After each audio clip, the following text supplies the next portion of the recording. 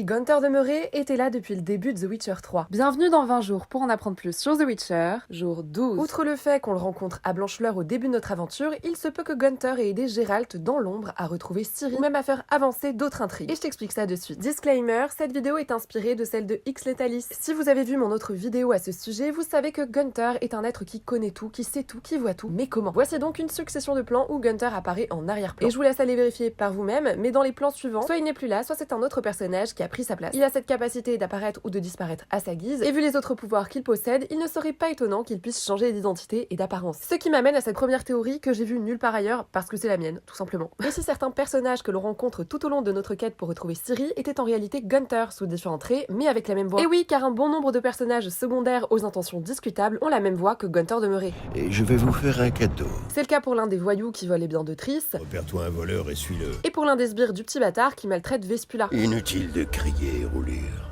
Il y a aussi le sergent Ardal qui fait régner la terreur à Perchefreux après le départ du baron sanglant. C'est ça.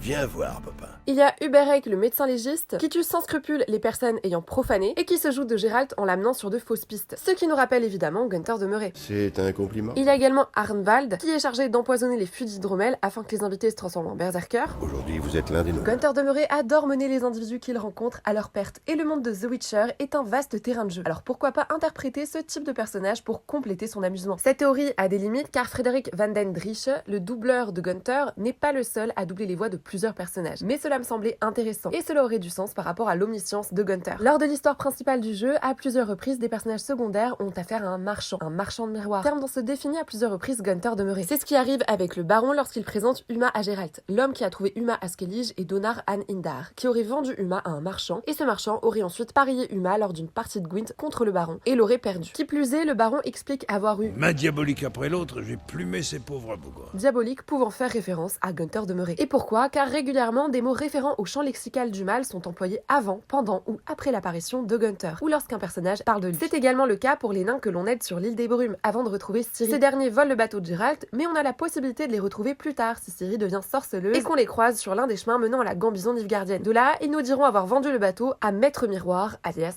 Gunther de Meuret. Qui plus est, c'est un individu qui a l'habitude d'intervenir dans le destin des personnes. C'est le cas avec Marlène, cette riche héritière qui lui refuse le couvert et qu'il maudit, ou même avec le professeur Tremblegon qu'il condamne à rester dans un cercle défini pour avoir fait des recherches sur lui. Et l'on sous-entend même que dans l'un des trailers du jeu de Gwent, que Gunther serait responsable de la malédiction de Denis, alias Emir Var Emrys, et donc de la naissance de Ciri. Il aurait donc permis à Geralt d'une façon ou d'une autre de retrouver Ciri et pourrait même être dans un sens à l'origine de sa naissance. Serait-ce pour conserver le sang ancien, pour créer un jeu à plus grande échelle, pour s'amuser de la destinée? À vos théories, je vous laisse en débattre en commentaire. Et en attendant la prochaine vidéo, n'hésite pas à t'abonner.